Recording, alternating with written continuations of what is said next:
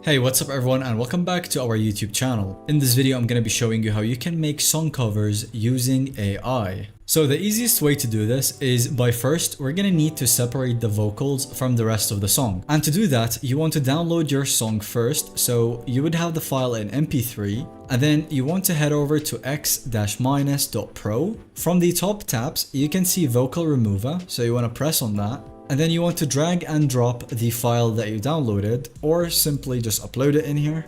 Once you upload the song, it will start uploading as you can see right here.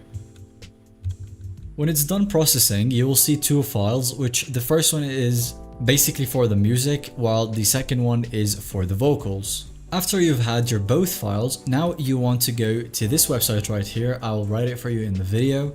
And then you want to upload the vocals right here.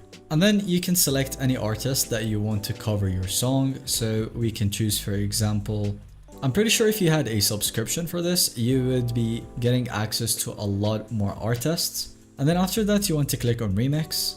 And that's really all about it. Now you have the new vocals and the old instruments. You can use any video editing tool to put the two files together and you will have your newly remixed song. Thanks so much for watching. If you found this video to be helpful, let us know in the comments and subscribe for future videos.